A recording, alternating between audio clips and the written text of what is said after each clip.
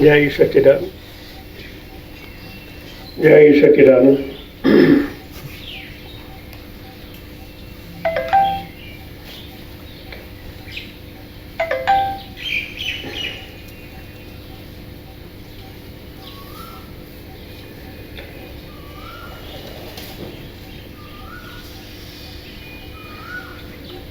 जिसकी प्राप्ति के लिए सारा जगत यत्नवान रहता है, जिससे सब कुछ परिव्याप्त है, जो समस्त जगत के आधार का भी आधार है, अनंत शक्ति से परिपूर्ण होकर जिसने शक्तिमान और शक्ति को धारण कर रखा है और जिस अकेले एक ही अखंड और खंड समस्त ब्रह्मांड के आधारभूत बना है, उस परम शिव भगवान को सदा प्रणाम हो।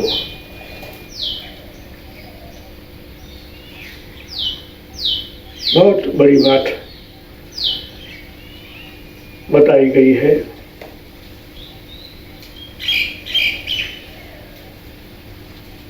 जो अनंत शक्ति के आधार है,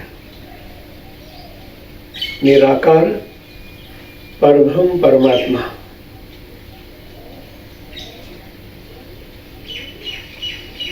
सर्वव्यापक है ऐसा भी कहा गया, और मूल आधार के भी आधार है। शिव चैतन्य, इनकी बात माँ भगवती ने कही, हमें उसको समझना पड़ेगा। शिव क्या है हम जानते हैं, निराकार, सर्वव्यापक, अखंड, मंगलाकार, जो भी व्याख्या शिव जी के बारे में कही जाए कम है, क्योंकि पूरे ब्रह्मांड के आधार है। मगर हमारी जो समझदारी है वो बद्ध है। हम जिस एंगल से शिव चैतन्य को अनुभव करना चाहते हैं वो अभी भी बद्ध है,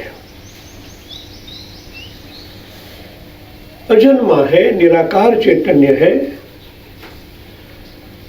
उनको आपको अनुभव करना हो तो ऐसी ही दृष्टि से आप उनका अनुभव कर सकते हो। मैं ये कहने जा रहा हूं, जिस लेवल पे वो सर्वव्यापक है, इसी लेवल से आप उनको देखोगे, तभी वो तत्काल दर्शन देंगे।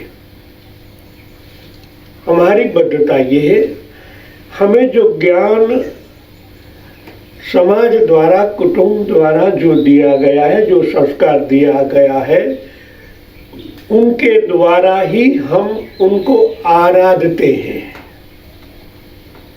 वो सोचबद्ध है, हमारी सोच बद्धी हुई है। भगवान तो सर्वव्यापक चैतन्य है, वो सत्य है, मगर जिस एंगल से हम उनको प्राप्त करना चाहते हैं वो बद्ध है, सीमित है। इसलिए सीमित से सर्वव्यापक की व्याख्या हो ही नहीं सकती। पहले इनको समझना चाहिए। जिस तरह आम की गुठली बोते हैं तो आम ही पैदा होता है, वृक्ष। नीम का आप बीज बोओगे तो नीम का ही वृक्ष पैदा होगा। वो तो हम जानते हैं कि जो बीज बोएंगे वैसा ही वृक्ष बनेगा। तो निराकार चैतन्य सर्वव्यापक है और उनके ही अंश हम है। हम अंश ही है, वो सर्वज्ञ है। आप शिव जी के स्थूल रूप को लेकर उनको प्राप्त करना चाहोगे, कभी नहीं होगा। हमारा एंगल, हमारा नजरिया बदलना पड़ेगा। वही बात का ना, जिस जैसे हो ऐसे ही बनो, तत्काल परिणाम मिलेगा। वो शून्य निराकार है, आप शून्य हो जाओ। जब शून्य होगे तभी तो शून्य का अनुभव होगा। सर्वव्यापी बनोगे आप। अपनी बॉडी के अंदर जब निर्विचार निर्विकल्प आप बनोगे, आपका मन बनेगा, सर्वव्यापी बनेगा, शून्य बनेगा, तभी ही शून्य की पहचान होगी। ये तो सनातन सत्य है। आप मंत्रों से उनको ध्याते हो तो वातावरण तरंगित हो जाता है।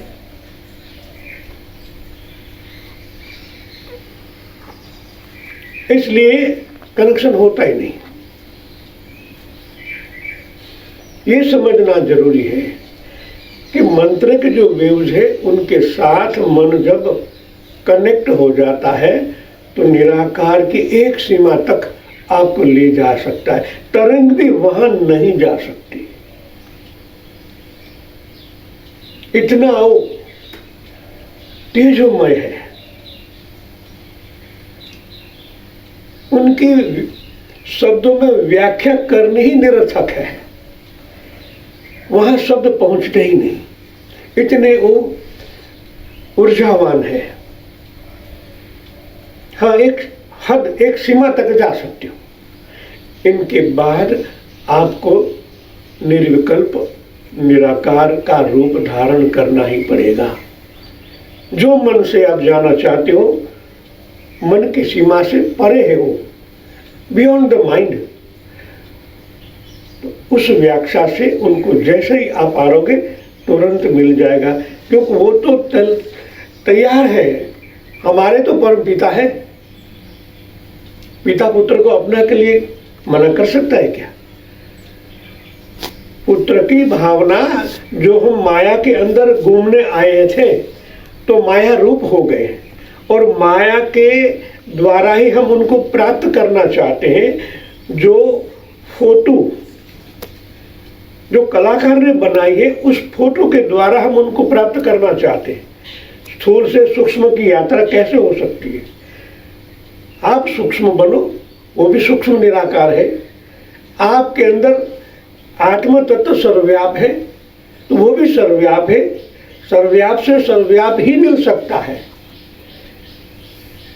सोल तो एक लिमिट में आ गए, अनलिमिट बनो। और जिसको प्राप्त करना चाहते सर्वव्यापी है, और उनके कनेक्शन जो है वो भी सर्वव्यापी ही है।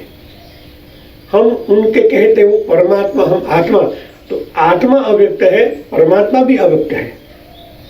अव्यक्त से व्यक्त का कनेक्शन नहीं हो सकता। इसलिए हमको भी ऐसा ही बनना पड़ेगा। तत्काल उसी क्षण हमारा कनेक्शन हमारे परम पिता के साथ हो जाएगा। जय सच्चिदानंद।